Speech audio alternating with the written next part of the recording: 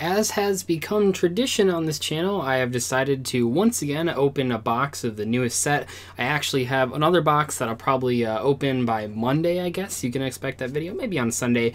But we have Soul Fusion here. It's legal today, so it's very exciting. It's also the weekend of YCS Niagara, and at the time that this video goes up, I'll actually almost be in Canada, I suppose, by then. So that's very exciting. Come say hi if you're at the YCS. Anyway, though, Soul Fusion, it's an okay set. There certainly are some more high-valued cards than I feel that there were in Cybernetic Horizon. As always, though, it's just best to buy the singles.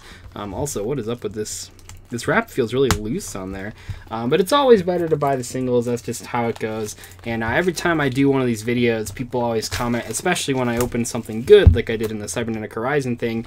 They'll just be like, "Oh, but Doug, you can make your value back if you pull the two most high-valued cards." And while that is true, and in the case of Soul Fusion, at least Thunder Dragon Colossus is quite expensive, and Thunder Dragon Titan is up there. You really have to remember, I don't know how people keep forgetting, these cards go down in like half the, well, not half the value, but I would say by next week, most of these cards will have lost 30 to 50% of their value. Even the high-valued stuff. If you remember those Cybernetic Horizon openings, on that very first day, we had Boral Sword at like $70, and all the danger cards at like 50. Flash forward like a week, though, and suddenly we have Boral Sword at like $40 to $50, and all the danger cards at $35 to $30 now, actually. I think they recently popped back up to like $40 because of the new support. But anyway, it's a cool set. There's some neat stuff in here. I'd say there's some good ultra rares. I think that the Thunder Dragons being high rarity really does help the overall value of the set, which is kind of cool. But if you really need stuff from this set, just buy singles, as always. Like, there's no reason to gamble. I find it interesting that a lot of times people that are complaining, "Oh, nice, one of the best cards in the entire set." This card is a Cyber Dragon. It's a Trident. It's just, oh my gosh, the card's crazy. I actually probably pulled those aside just to make sure how many I actually pull. I don't think they're short printed or anything. Extra Foolish Burial. It's like Gil Dogra, but a little bit easier to use because you don't have to summon something. Galaxy Chance. Patchwork Fluffle. They changed the name because it was kind of confusing that one was called Fluffle Patchwork and one was called Fight for Patchwork. Got some cool stuff there. But yeah, I mean, there's like some cool stuff in the set. It's not that there's not cool stuff. It's just, I feel like oftentimes the people that are buying these boxes are also the people complaining about the game being too expensive. You can, wow, again, holy crap. You can always, isn't that the same, that's the same order. Hold the phone. Oh, we didn't pull that card. That was weird. The first three cards are in the exact same order in those two first packs. So we got the Orcus Automation. Those Orcus cards. So pretty crazy when they go off. Necro Tempo. I think a lot of people forgot about the Gravekeeper support in here. Those cards are the same too. Wait a second, right? Aren't those three the same? What's going on, Konami? That'd be hilarious if the whole box was like that. But I think that the people, if you're someone that complains about the game being too expensive, but also someone that buys boxes, I think you should just realize that the best way to have cards in this game, to get cards in this game, is simply to not buy any sealed product ever and only buy singles. Why spend $60 to $80 on a box to try to gamble for a Thunder Dragon Colossus when you could just buy one? Seems pretty crazy to me. Danger Mothman.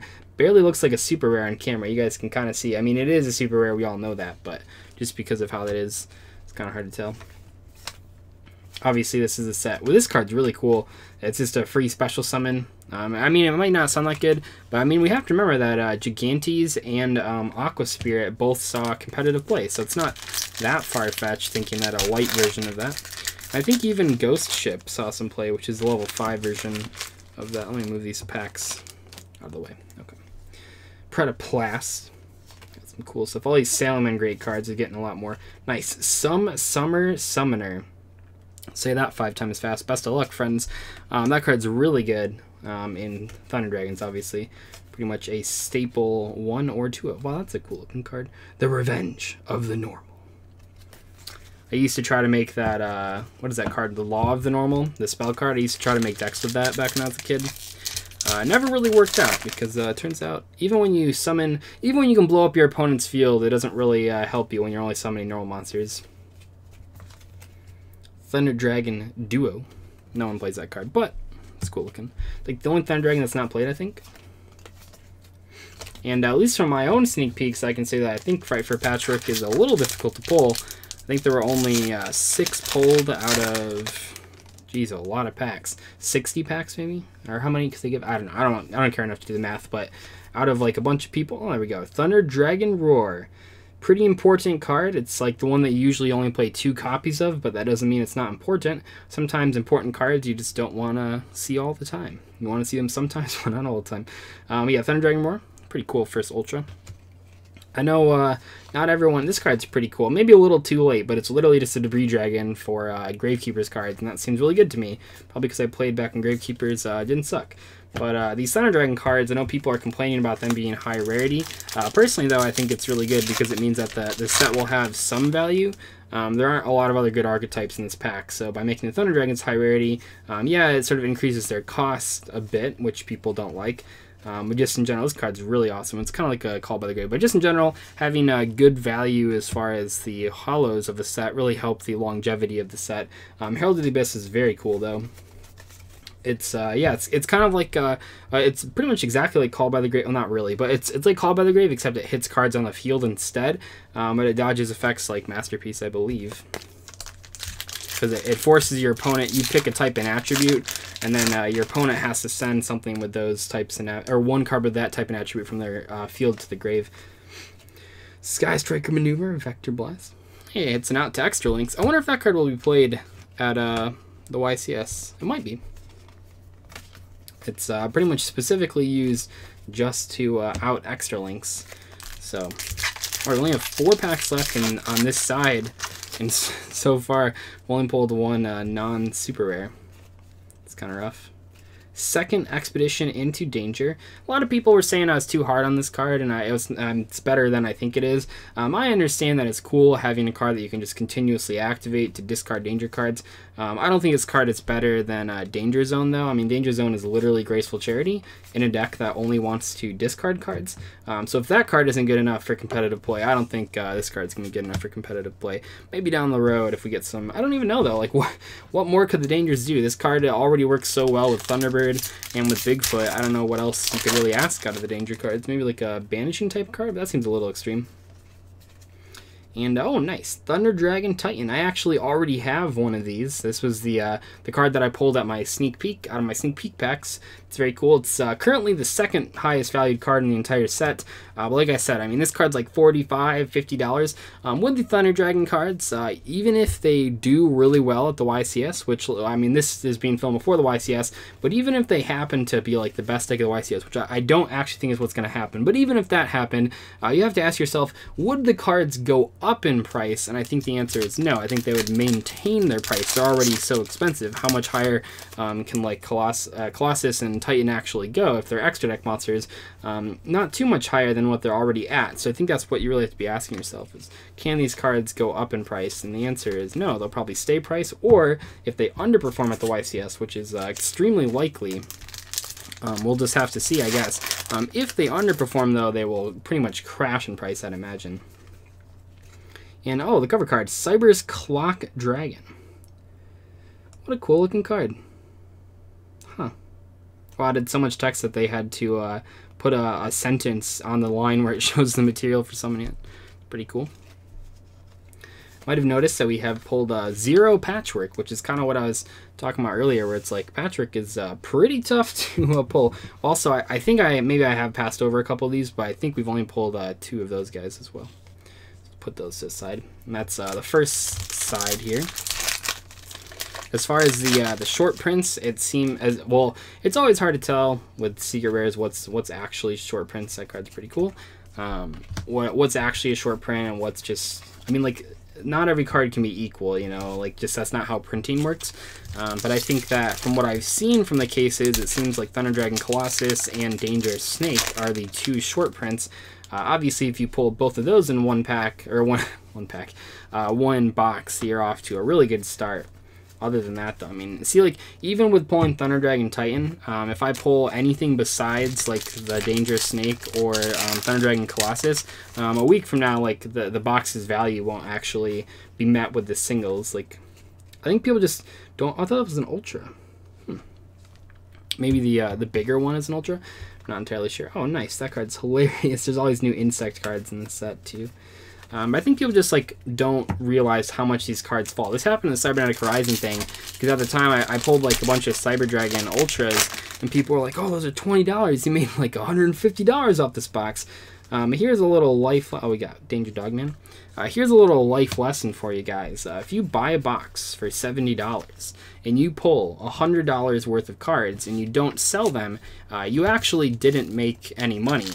People don't seem to realize that like, even if you like pull really well, like, yeah, you've pulled really well and that's cool, but if you look at your bank account, it is still, you're not making that money back. Like, unless you sell the cards, you're not making the money back. Right for Patrick, very first one, nice. Obviously, we already have our playset. But I know it's kind of like a harsh reality type thing, but that's really how I feel. It's like people will pull, like, yeah, I can pull a bunch of ultra rares from this set, and yeah, maybe it's like technically exactly like the box value, but if I don't actually sell them, very cool. Thunder Dragon Fusion, nice. Usually a 1 or a 2 of. I'll take that though. But if you don't actually sell these cards like immediately, obviously their value is all gonna crash, which happened with many of the Cybernetic Horizon cards. You think about, I mean, if you just need to know like how absurd prices are on like the first day, you just have to know that Pinpoint Landing from Cybernetic Horizon was like $15 on the first day that it was released. Like, I think that's all you have to really understand to know how much these cards crash in value. Like Pinpoint Landing, just because it's secret, is $15. Also, here's the For Hire Link monster. Shout out to any Duel Links players that want to play the TCG. No, I don't think this card makes For Hires better. Well, it makes them better, but it doesn't make them any more playable. The problem with For Hires and TCG is that they just lose to effect negation, and you can't make this card unless you can summon 3 For Hire monsters, so good luck with that. Second Expedition Danger. Nice. I don't know why I'm so pessimistic on this opening. I think it's just because I was supposed to, my mom is getting her kitchen redone, as I mentioned on a couple live streams, and she asked me to stay at her house so that when they came between 8 and noon, that I could be there so someone could let him in and stuff. And I was happy to do that. Well, 2 o'clock rolls around, and I'm like, what's going on? So then we called them, and they said that, oh, by the way, we actually are coming by 4. So I basically wasted my entire Thursday, last day before I leave for the YCS, sitting around my mom's house. So that wasn't very fun. And we pulled, okay, see, this is a bad example, right? Because this is, like, literally the best possible pulls that we could pull out of a box. But, yeah, there's Thunder Dragon Colossus. I mean, like, what am I going to say? Like, every time this happens, like, this happened when I said that, at first I said Skystrike Engage was a short print, and then we opened 3 more boxes and pulled 3 copies, and everyone's like, it's not a short print. Just remember, kids, just because I pull a good box doesn't mean that your box is going to be as good. I literally pulled the 2 best possible cards out of this set, which is pretty cool. I mean, I'm not complaining, but it seems like whenever I say like a box set is good, I pull like really bad, and then when I say a box set is bad, I pull like insane. Watch, there'll be like a third secret rare. That'd be hilarious. We actually do have one more ultra rare to pull. It'd be cool to pull another Thunder Dragon. Pull one of these. Cool. And Mystric Holder. But yeah, so I know people are gonna comment, but Dzeeff, you said the set was bad and you just made like a lot of money. Like, I guess so, but it sucks too, because like we don't know how good my second box is. But oh, that guy is an ultra. Okay, we don't know how good my second box will be until Monday when it gets uploaded. But maybe that one will be a lot worse. But I guess it's cool. Like, yeah, this is like it's the best 2 cards in the pack. Like, woohoo! They look really cool. As far as me playing Thunder Dragons, I don't know if I have a big enough brain to play Thunder Dragons. Seems like there's some pretty crazy combos there. I don't play a lot of combo heavy decks, but they seem really cool. Might play them at a regional, but I probably won't be playing them at the YCS. Maybe this was like a sign to play them, but I don't think so. Anyway, though, hopefully you guys enjoyed this video. Do not buy the set, despite the fact that I just pulled ridiculously high-valued cards out of my box. Remember, that does not mean that your box will be the same. Don't get fooled into thinking that every single box is going to be amazing, because there are plenty of bad secret rares in this set, especially if we sort of ignore the hype prices that are going on right now. But thank you so much for watching, and remember to come up and say hello to me if you're at YCS Niagara. I will be there Friday, Saturday, and Sunday, so I look forward to meeting all you guys and signing as many Fight for Patricks as possible. Also, pay attention to the fact that we only pulled 1 Patrick out of the entire box, which means that the card is very difficult to pull, which explains why I couldn't really find them at my sneak peek. But anyway, thank you guys so much for watching. I will see you later. Goodbye.